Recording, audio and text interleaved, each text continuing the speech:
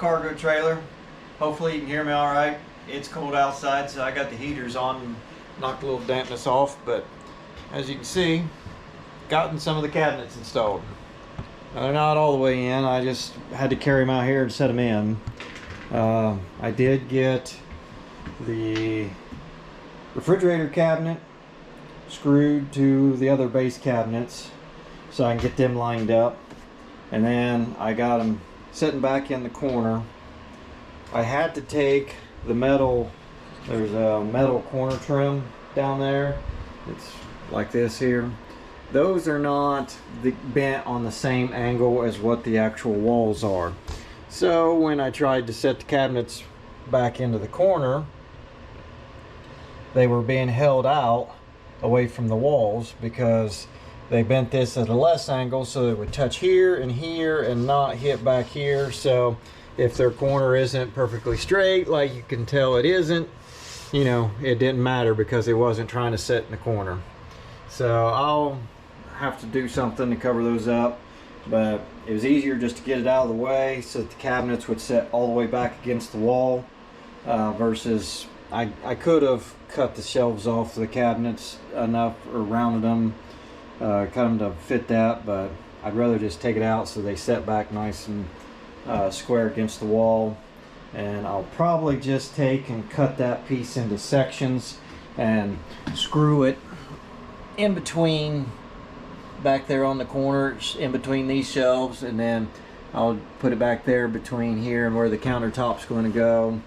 And then I'll probably put a piece in, or we might put some backsplash above the counter just to make it look a little better and not be just this white that's easily marked up and gets dirty quick. So probably put some kind of backsplash underneath this upper cabinet, and then I'll probably just finish out the top with what's left over of the metal trim there and get that put back.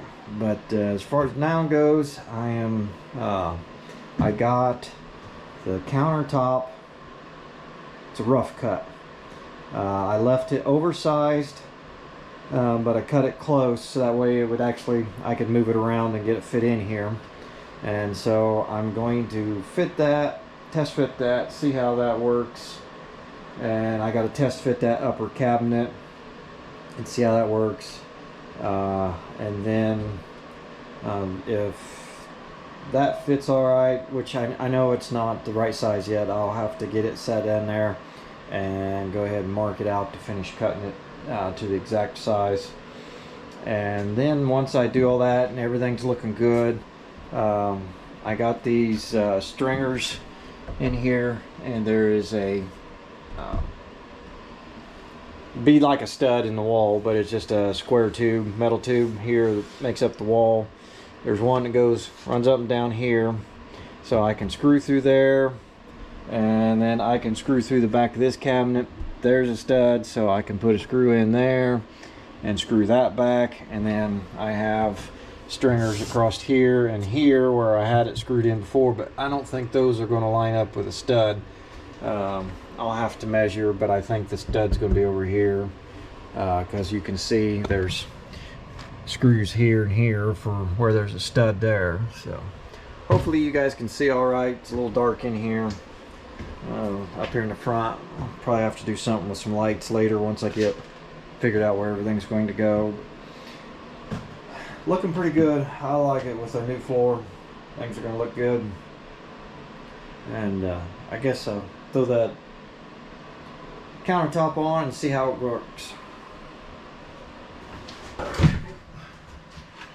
Tripped over the heater.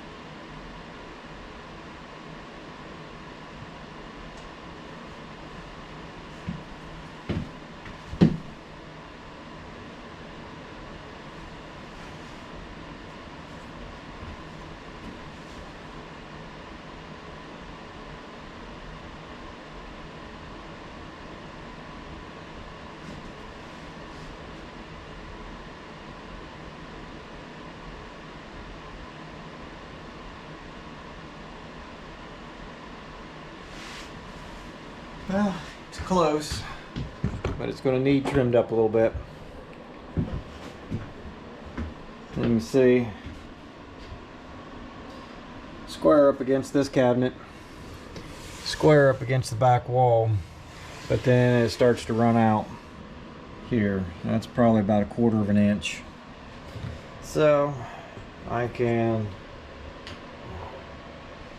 trim this off about 1/4 inch more here, run it out to nothing,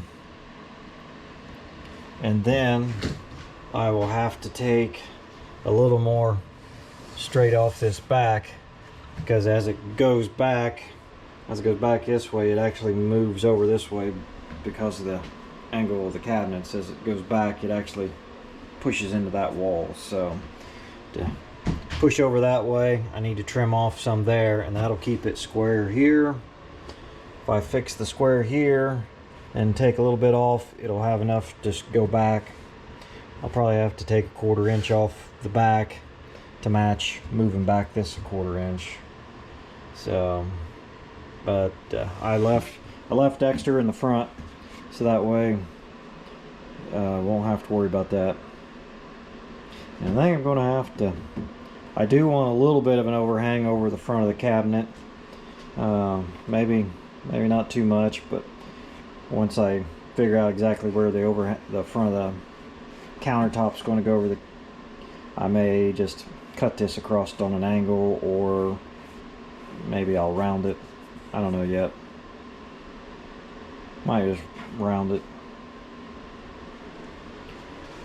And then depending on how much this one sticks out, I may just make it match that side, so that way you're not running into the corner, coming in and out, since it's by the door. But it ain't gonna stick out that far. It's probably only maybe an inch. I don't know what the overhang can be, whatever I want it to be. So just to make things fit. It's a little bit different than putting cabinets in a house where you have all kinds of room. The name of the game, the campers, is light, compact, with tons of storage. That's why this is the only drawer I have, because it was already built into this cabinet, and this is the deeper cabinet. I only put 2 shelves in here, so you'd have, room to be able to see to the back and to reach in there. And then this cabinet here is pretty shallow, so I put 3 in there and no drawers, because they just take up space, and it's not that deep, so you should be able to find what you're looking for. But I go ahead and try to fit that cabinet up and see how it works.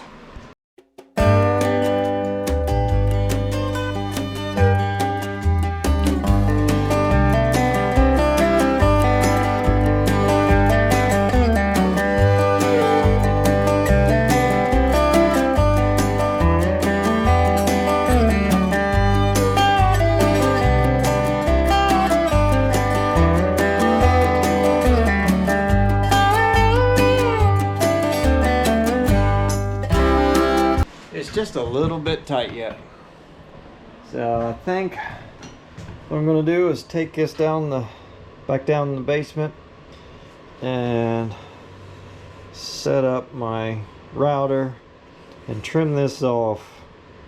I think just 1/8 of an inch is all it's going to take to go in there. So I think I'm going to trim this top one and the bottom one off 1/8 of an inch, and maybe I might sand the back of this. Alright everybody, I got it cut. I made probably 6 trips back and forth, because I had it so close that I didn't want to go too far. And I trimmed that backside off a few times there, about 1/8 of an inch at a time. And I could probably trim it off another 1/8, maybe 1/4. And this side over here would be tight, and this side would be tight. But my plans for this countertop is to do like the stone coat countertop epoxy, and I'm going to let that run over the edges, and so that adds a little bit of thickness. So for right now, I got just a little bit of room. I can move it over, and then you see I got a gap now where I can move it back. And so that gives me just a little bit of room to play with for the added thickness that the epoxy is going to add. And I mean, that's pretty tight anyhow. If this was going to be like a finished surface that I was working with, without any additional width added, I would go ahead and cut that a couple more times until I got that just completely tight. Because once it's tight, it's nice and straight, and it's straight in the back, and the gap on this side is just about the same all the way. So I could trim that back up a couple more times, and that would pull it right back here in that corner nice and tight. Like I said, that epoxy is going to add just a little bit of width to it, so I don't want it to be too tight to where I'm having to try to sand the epoxy back down to get it in there. So that's how it's going to be. I'm going to trace around underneath the cabinet front here, and then I'm going to set up my offset and probably use the router and cut the face off to where I want my overhang to be, and it'll be ready for the epoxy then. And I got my upper cabinet to fit. It's pretty tight, but it'll fit. And now that I know it'll fit, I can go ahead and add my stringers in there to be able to screw that cabinet there to the wall. And I'm going to screw it to the refrigerator cabinet and probably over here, and that'll hold that cabinet. But she's coming along. I do already have the doors built for the lower cabinets. I just have to put the hinge hardware in, and I still have to build a door for that upper cabinet there. There's going to be just a little door on that side. Microwave, air fryer, and then I'll show you guys. That's what these blocks in the back there are for. That's to mount the microwave so that it doesn't bounce out going down the road, and we don't have to strap it down. And I don't know if you can see them, there's holes in the top up here. I'll show you when I go to actually mount up the air fryer, but I actually put screws up through here to mount the air fryer, and then when I put these in, I'll do the same thing. I got screws that'll go up through here and here into a couple blocks that are screwed to the back of the microwave to hold it back there, and those blocks are just to center it up so that I can hit the same holes every time. But then it should be pretty well ready. I also got some heat resistant mat to put up here, because the air fryer gets pretty warm, and the hottest part is going to be right over this face frame right here, and fairly close where the door is. There's a little bit of a gap, and that heat just comes down off that thing, and it gets pretty daggone hot. So I got some self-adhesive heat reflective matting that I'm going to stick on there and work it down over the corner, and just go ahead and lay it back through there and set the air fryer on top of it just to keep the heat away. And then I got plenty of gap on this side and and the top and there's, you know, on the back too. I plugged it in and, you know, felt all around it after it'd been on for quite a while. And the hottest area was on top and right underneath that door right there. So those are the two spots to worry about. Everything else I could put my hand within, you know, an inch of it, and it never got too hot to burn me. So I think the rest of it will be good. Coming along. I think that's just going to be about it for today. I've made about 1 billion trips up and down the stairs, it feels like, going back to the basement to fit this stuff. My original plan was just to set up sawhorses outside, but it has been snowing and it is windy and cold, and I just didn't feel like working out there. So we made a bunch of trips back and forth.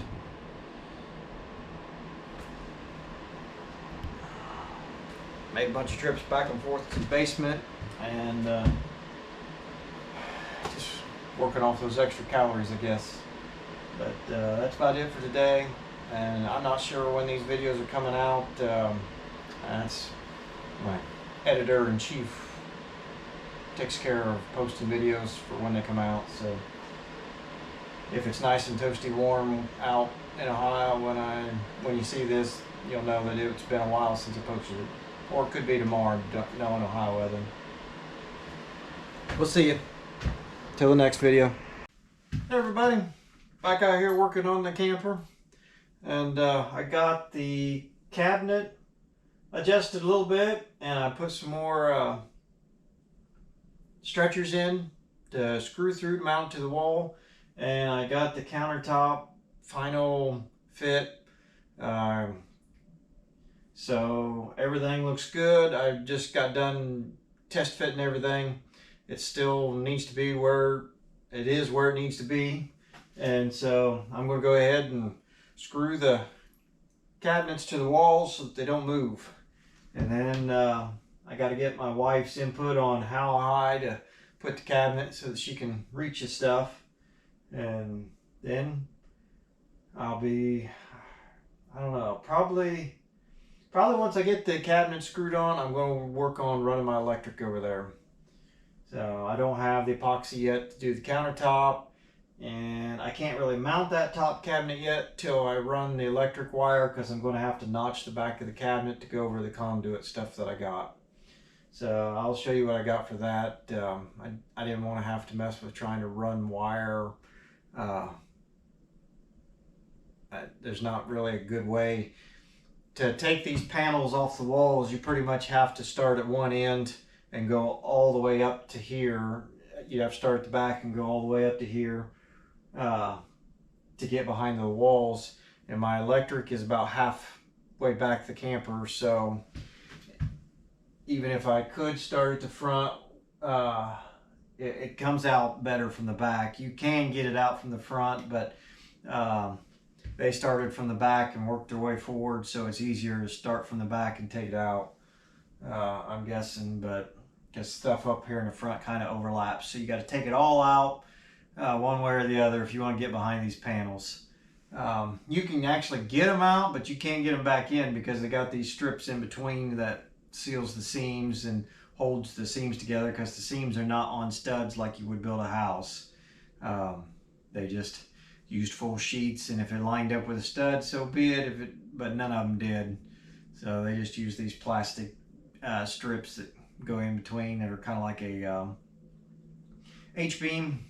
They're skinnier on the back, and you just kind of hook it over one and slide the next piece in, which you can kind of bow them and get them in, but you got to take quite a bit of it loose to do that. So it's kind of a pain to get that done.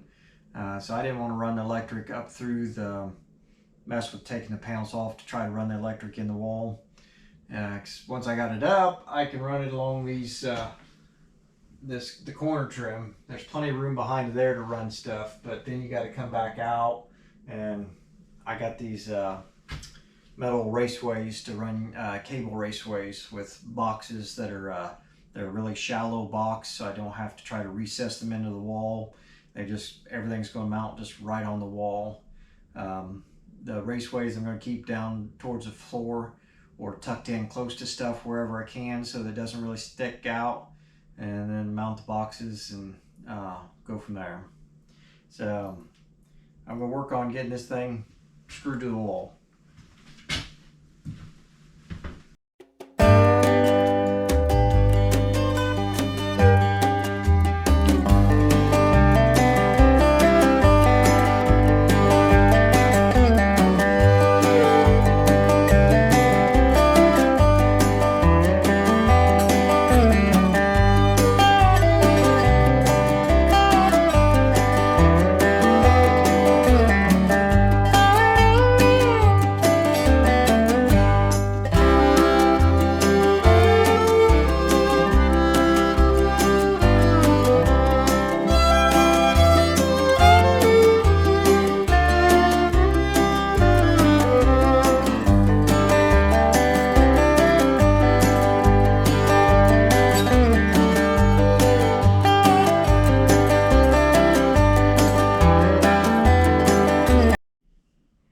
Alright guys, putting the trim back in the corner, and alright, if you can see that's why I took the trim out. It was a lot easier to build off the flat wall and the flat wall versus, you know, their janked up thing. Which there's no reason why it needs to be like that. I just, other than the fact that it was probably just poor craftsmanship when they built it. Because I was noticing their bend is not in the middle, which I don't know if it makes any difference. It would, if it was me, I would have put the bend in the middle so that it would have been the same amount of overlap on each wall. And I don't know, OCD, but I think it would have looked better that way. But you can tell they put the wide side here, and this is the narrow side. So they put the wide side on the V, and over here, they put the wide side on the straight wall and the narrow side on the V. But this side here also looks like it's much more flat than what that side was. So I don't know, maybe two different installers. I don't know what the deal is. Maybe they messed up on the other side and then they figured it out when they got over here, so they did a better job. I don't know, but like I said, that side looks much better than what this side was. So, but I'm just cutting it to go between the shelves just to cover that corner up. You won't notice it. I mean, once you put the top on and everything. I got the one down there. You can't tell anything about it now with it being clear back there. I hope you guys can see. I went and got some lights, but now it's just creating a lot of shadows on everything. But so I got that in there. It was scratched up and stuff, but I mean, that's going to happen when load them cabinets up, start driving down the road. They're going to bounce around, stuff gets scratched and marked, but they'll probably be so full you'll never be able to see the back anyhow. But got that piece cut, and I don't know, we may do some kind of backsplash here that I might use to cover that corner. I'm not putting that other piece back up there, even if I have to get another piece of metal and bend it and paint it white and screw it in there above the countertop. But so got that, and I think I got the countertop fit. So I'm going to set that up there real quick.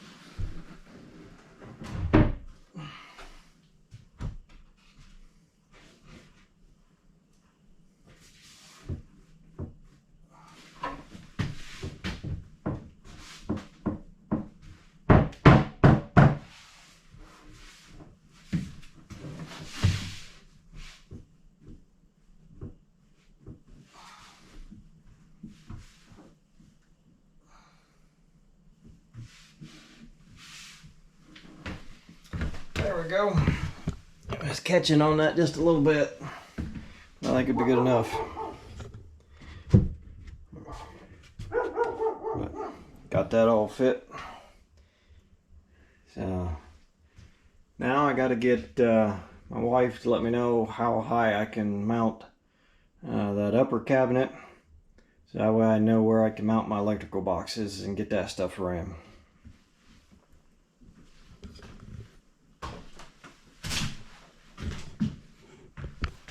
There's my heat shield. This is a fiberglass heat barrier with the self-adhesive back, and I'm going to put it on the top there to cover up the face frame. The face frame is the worst spot because the way I built the cabinet and the way I situated the air fryer to keep it all the way to the front, it is real close to the face frame. If I'd have raised the top of the cabinet up so that it was flush with the face frame, then I wouldn't have worried about it, because you'd have had about an inch of gap, and I think that'd have been plenty. But the way it is, it puts the door just above this face frame, and it gets pretty hot there. So I'm just gonna stick this on the front there and work it down over the back and stick it all down and just set the air fryer on top of it. That should prevent the any of the heat from damaging the cabinet, or worst case scenario, setting it on fire. So I'll get that done here in a bit. Yeah, let's see. I think while I'm doing this, I'll set this cabinet up here and I can show you guys how the... Alright, hopefully you guys can see. But all I did is, see there's these screws, that factory screws to hold the cover on. And they have one on each corner down here. And so I took those out and took the cover off enough that I could see that there wasn't nothing back there.